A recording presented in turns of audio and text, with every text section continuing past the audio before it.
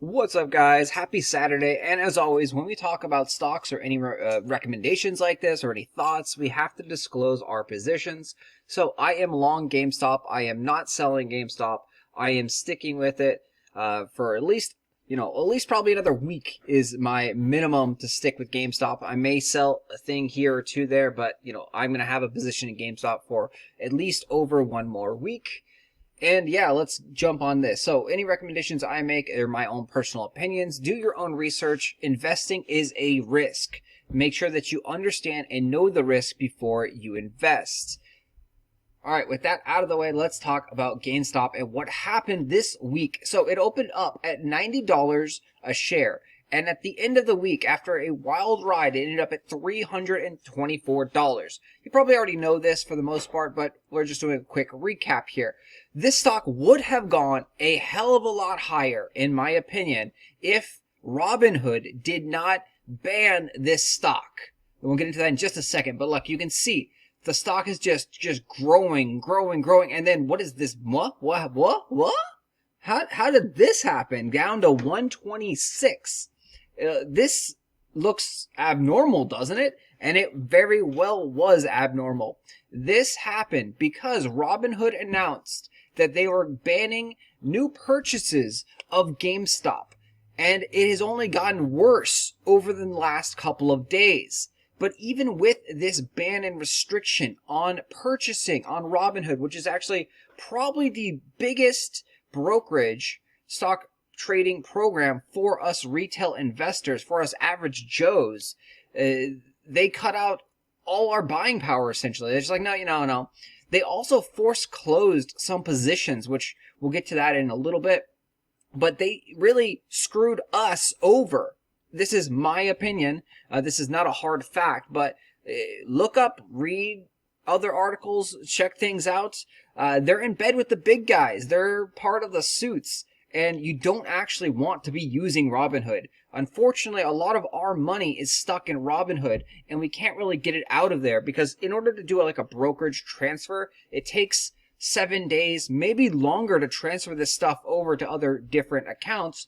And because there's so many people doing it now that it's going to take longer. Everything's clogged up. Like, I was literally on hold for an hour today to talk to E-Trade because I have E-Trade also.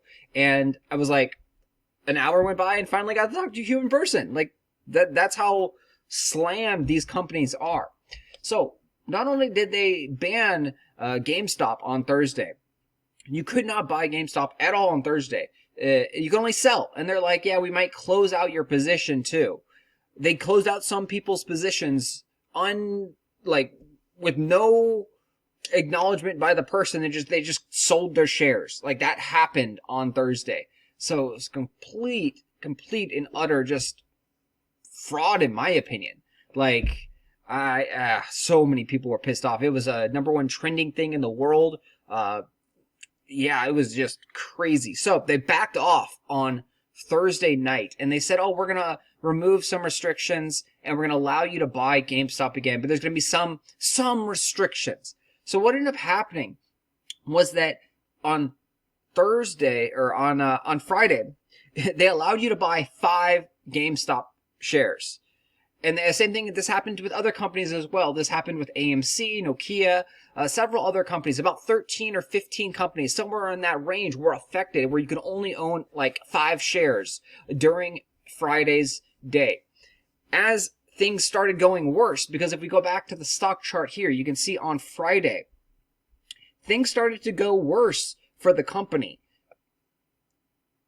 because the company is affected by GameStop's stock. Like, they're losing money in this interaction somehow. I don't know their financials, but they are losing money in this process. So they want the stock to go down. Again, these are all my opinions and my thoughts. This is not 100% concrete facts out there. Like, these are all theories, and this is what I believe, okay?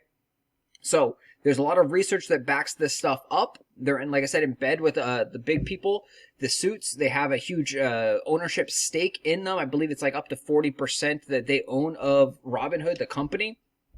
And so this is Friday's trading price. It's going up staying around 350, growing from 300 to about 350. And then Robinhood actually now went in and said, oh, you can only own 2 shares of GameStop.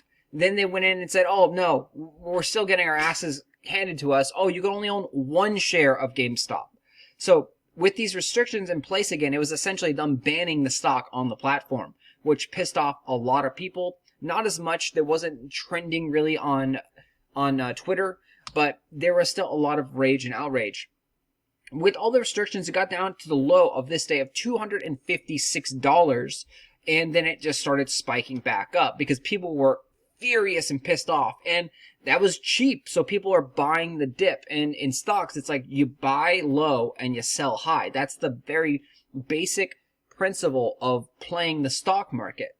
At that point, the thing leveled out to around $315 throughout the rest of the day.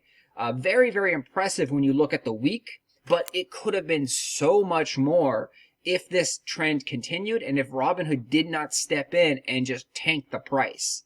They shattered what could have been up to 1,000. Like 1,000, no joke. The stock could have been $1,000 instead of $324 if Robinhood did not do this. This is what I believe. I wholeheartedly believe this. And now they're not only doing it about 13 stocks, they've upped the ante and they said now we're going to do it on 50 stocks. So Monday, you're not going to be able to trade American Airlines, First Majestic Silver, AMC, Advanced Micro Devices, BlackBerry, Bed Bath & Beyond, Castor, Maritime, Express, GameStop, all these and so many more. You cannot trade on Robinhood. You can have a maximum of 1 share or 5 shares. Look at these restrictions. 1 new share, 5 new shares, 1 new share. This is not a free market, guys. This is complete and utter market manipulation. So they are screwing over anyone that is invested in these companies, and especially anyone that thought that these companies were going to go up in value. They are trying to force these companies down in value. So they are short these companies. They want these companies to go down in value. That's what they are doing. They are taking an active position in pushing all of these companies down in value. They are limiting your ability to buy. So, highly recommend, do not touch Robinhood at all. They are being investigated by the SEC. They are taking a look into Robinhood. Earlier in this year, they already got fined a tiny amount of money, like $30 million or $40 million. They've already done shady shit in the past. They're doing it again, and it's just absurd that the government here has not done more to actually shut them down and stop this. It just shows you that the government is probably involved in this as well. And you can see on some of the Reddits and the research that has been done that there's connections. Like Elizabeth Warren, she has got a little bit of a connection with these people. So you got a lot of big, powerful people involved in this. And they are against the little guys. They're against the retail investors. They're against the everyday traders. And now that we're starting to win and starting to actually, rise up and make some money and beat them at their own game, they're like, no. This can't happen. We want you to play the stock market. We want you to be in the stocks, but we don't want you to win. We want to take your money. We want you to come in, buy stocks, so then we can just push you around and take your money. That's all we want from you, is we want you to come in, throw money, and then just feed it to us. But when we start winning and start taking their money, which is actually our money that they stole from us 5 years ago, 10 years ago, 15 years ago, when they start losing, they cry and they change the rules. They change how the game is played because they own the game. They made the game. And now we are still fighting back, and we are still going up an uphill battle. And Monday should be a crazy day for GameStop because this is a global phenomenon. This has trended in Twitter for days. This is everywhere. Literally everyone and their mother knows about GameStop and the stock. And I have a feeling that this is just going to go higher. There's people that took out billboards, that bought billboards, the advertisements, talking about GameStop. There's people that have tattooed GameStop on their body. There's people that have flown banners and said GameStop like hold, GameStop buy, stuff like that. Like, the amount of craziness that has gone on is absurd. There's so many people involved in this movement that I don't think there's any way that this goes down right now. Like, they have to do some serious illegal shit to make this go down. And they've already done it. They've been doing it for the last 2 days. So Robinhood is not alone in this. Robinhood has, has help from other brokerages as well. Webull has done some limiting of shares as well. I believe they said TD Ameritrade also did a little bit of limiting of shares as well, but nothing as severe as Robinhood. So essentially right now, the people that are invested in GameStop and that are fighting this and trying to affect all of the hedge funds that are short on this stock, we have a new enemy, and the enemy is your freaking brokerage, Robinhood. So unfortunately, we're on a brokerage. A lot of us, probably like 50%, I'd say, of the retail traders are on Robinhood, but Robinhood itself is fighting us. They're trying to stop us, and we need to get off of Robinhood. And the more that the GameStop stock goes up and it hurts these hedge funds, it hurts Robinhood. Eventually, hopefully, the government comes in and shuts down Robinhood, which would then force transfer everyone off of Robinhood to someone else. So even if Robinhood dies or Robinhood gets suspended as a brokerage, what would happen is, from what I've researched, like, I'm not an expert in this. This is what I've researched. This is, I guess, something has happened a while back. A brokerage did die, and all of their accounts, all the clients, their accounts, they got transferred over. So, like, say Robinhood went out of business and they were considered bankrupt, you still have your account. Your account is fine. Like, it would then get transferred. All your assets, all your stocks, and all your investments that you have are fine. It would just get transferred over to a different brokerage, a different company. So, thankfully, that is something that put my mind at ease a little bit, because the first thing that went through my thought is, after they did this ban on Thursday, it was like, holy shit, I need to get my money off of Robinhood. And unfortunately, they also have this thing where you could only take out $50,000 a day from Robinhood. And it's a business day too. So if you have a lot of money, which a lot of us actually do now, because the stock went up so much that you can't even take the money off of the platform. It's ridiculous. It's crazy. And then, like, if you are trying to transfer your money, having the money in GameStop can be incredibly nerve-wracking for people, because some people expect this to go down, and it very well could. That's the risk that you take while investing in the stock market, is that stocks go up, stocks go down. Like, that's what normally happens.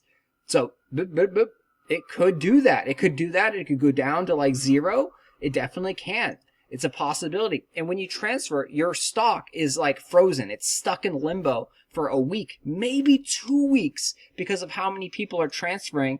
So having no access to your money in your account for like up to 2 weeks could be terrifying for a lot of people, because the price is not locked in. You don't have, if your account gets transferred and like, okay, it's $325 in 2 weeks, it could be $325,000 for this stock, for example, or it could be $1. That you don't know what the price is going to be in 2 weeks time, and you can't touch it. Like, if you think it's overvalued, if it gets to $775 and you're like, I think it's enough, I'm happy, you could sell. But you can't if you transfer, because it's locked. If it goes down to $55 and you're like, no, it's going to go down more, you can't sell because your account is locked. Like, you have no control over anything. You're stuck there.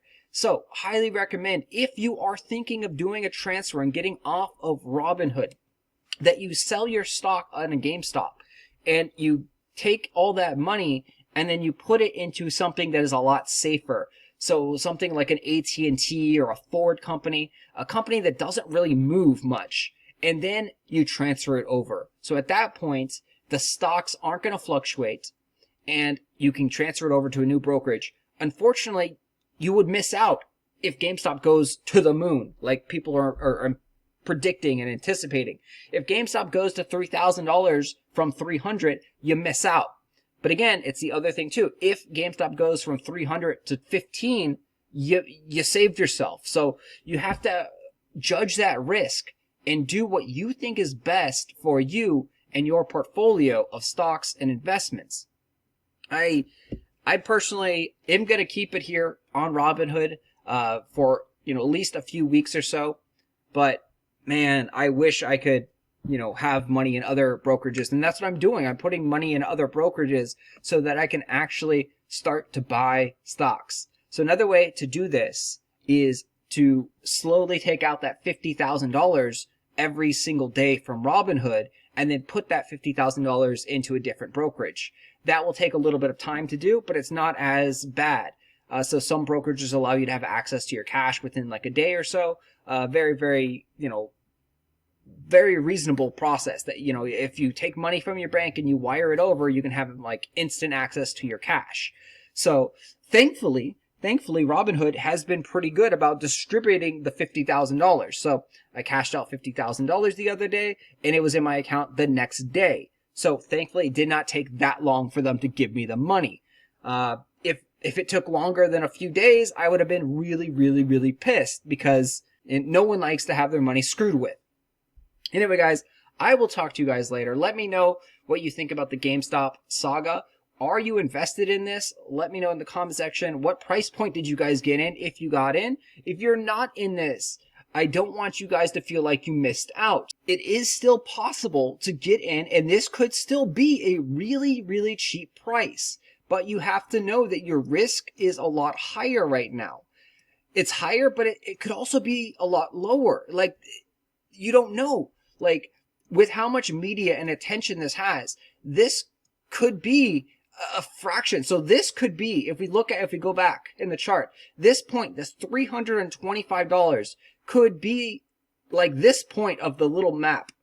If we look in a month, if we go out a month further, like 30 days now pass, the $300 little dollar mark could be like right here. And then this new number would be like $300,000. Like that could happen. So if that happens and you're looking back at history and you're seeing like, wow, I wish I bought in at $300 because it's now worth $300,000. That could happen. Like, that is not an exaggeration. It could get that crazy high.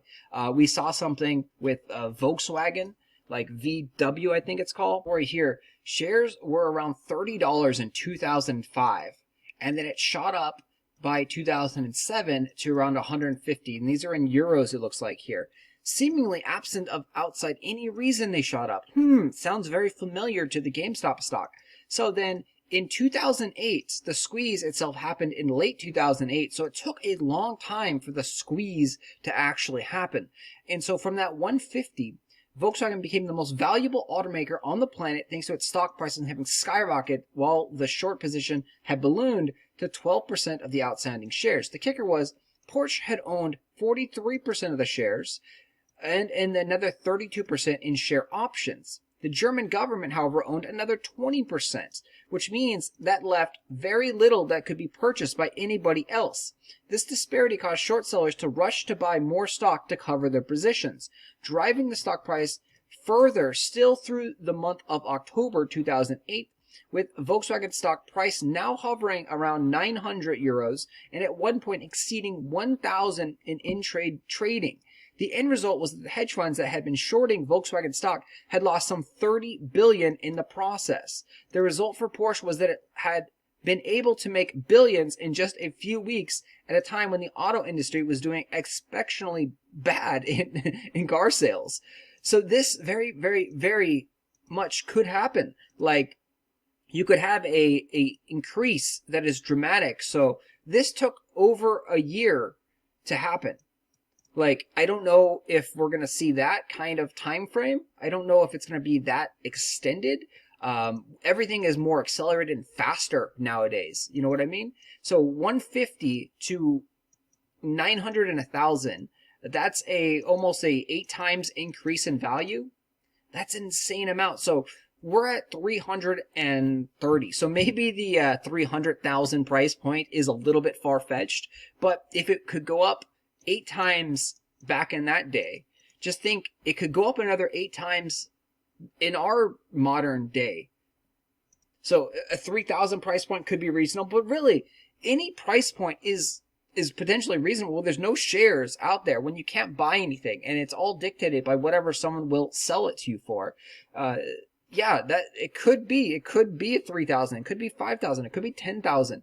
Like, it's just absurd. The numbers and the fundamentals of what the stock is worth whatever someone will pay for it. And if someone has to pay whatever price available because they have to cover a short position, they're out of money and they need to pay back their borrowers, they have no choice but to buy, then they pay any price that is available. That's the short squeeze. That's what's going on, is that people that shorted the stock down in like the 5s and 10s, they got squeezed out because they didn't have the money. And so there's new shorts in the game now, probably. They've probably shorted it at $200 or $300 or $150. And as the price goes up, they get squeezed out too because they keep losing money every single day. So every single day they have to pay some like interest or some fees to keep shorting the stock. And those fees are like an insane amount of money. You can see articles that say how much the short sellers are losing. So here we have some articles here showing they lost $1.6 billion in a single day against GameStop, $3.3 billion against the stock in 2021, and then this article right here says it's now up to $19 billion in losses after betting against GameStop in 2021. So you can see dramatically, like, we don't know when this article was written, but they said 3.3 million. Let's see when this article was written. So 5 days ago, look at that, guys. So 5 days ago, this article said they had lost 1.6 billion in a single day, and the total was around 3.3 billion. And then if we go back and we read this latest article, from 3.3 billion, and in 5 days they had lost 16 more billion dollars. That means their average loss is around 3 billion, 4 billion a day. That is insane, guys. So every single day that the price is this high, they keep losing billions of dollars. Billions. So they cannot hold forever. The thing is, us stupid apes that are holding on GameStop right now, we can hold. We're not hurting. We're not losing money by holding, but these guys are losing a shit ton of money.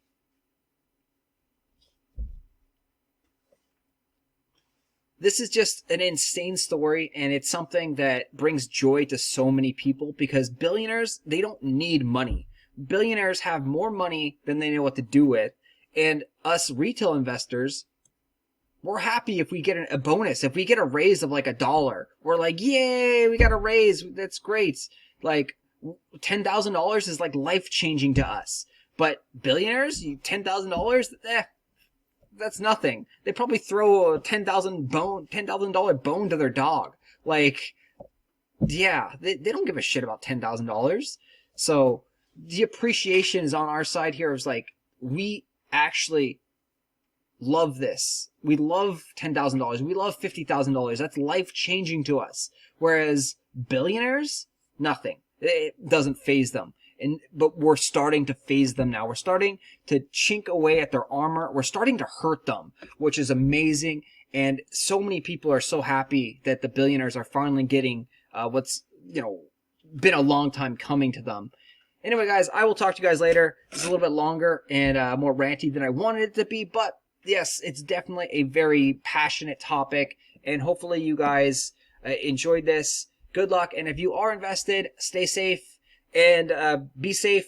Don't invest more than you can lose. Like, don't YOLO your life savings. I know a lot of people want to do that because that's the cool thing to do and say that you're YOLOing your life savings, but please don't YOLO your life savings. Make sure that you make smart financial decisions. Contact professionals that contact the suits, guys. They know what they're talking about, right? Anyway, yeah, just be smart about it, though. Don't go bankrupt with this. I know it would be great to stick it to the man and give them the middle finger always, but definitely think about yourself and, how your life would change if you got $50,000 profit. Like, if that's life-changing money for you, there's no shame in taking that money and then, cashing out. There's no shame at all, guys, in doing that. So, Thanks for watching. I will talk to you guys later. And as always, be safe